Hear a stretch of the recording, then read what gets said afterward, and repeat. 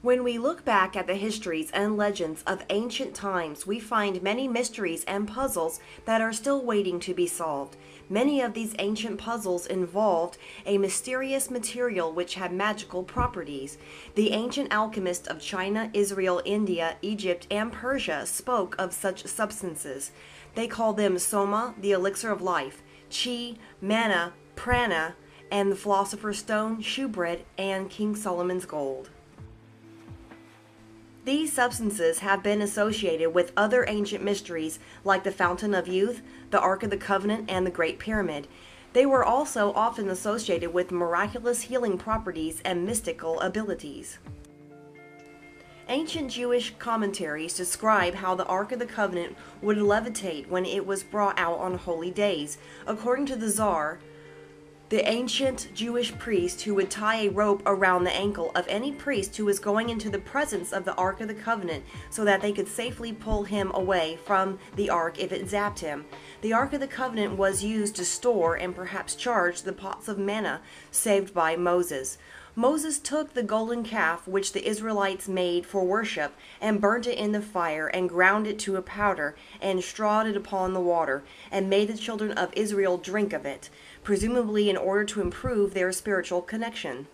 The ancient Chinese alchemist Wei Po Yang wrote of the pill of immortality, which is made of huan tan, an edible powder from gold. After one ingests huan tan, the complexion becomes rejuvenated, gray hair regains its blackness, and new teeth grow where ones that had fallen used to be. If an old man, he will once become more youthful again. If an old woman, she will regain her maidenhood.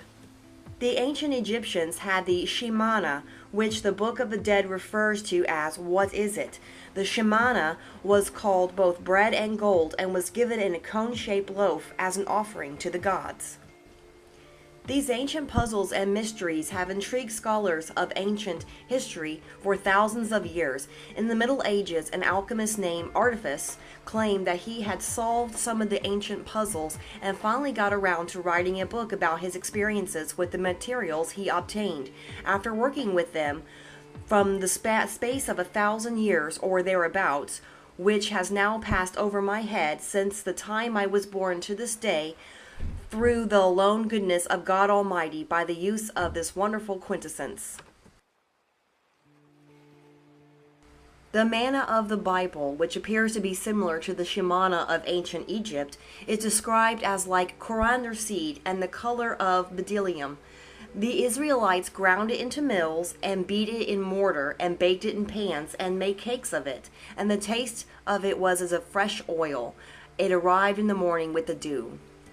Chi and prana are described as energetic substances which can be accumulated in the body through certain breathing techniques. The philosopher's stone is said to be an evolved form of the precious metals gold and silver.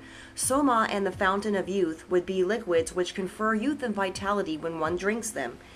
Here are some of the properties we might look for when searching for a scientific basis for these ancient puzzle elixirs. They are a form of gold, silver, or other precious metal elements. They have an oil form. They can be dried to a white flour-like substance. They exist as a gas or vapor which can be extracted from the air. They can be energized or accumulated in structures like the Ark of the Covenant or the Great Pyramid. They should levitate under certain circumstances. They have remarkable healing and spiritual properties. They would have to be difficult to identify using modern scientific tools because they have not been identified in this way before. Numerous scientists around the world are finding and working with materials with these properties that I have described. They call the material Ormus or M-state elements.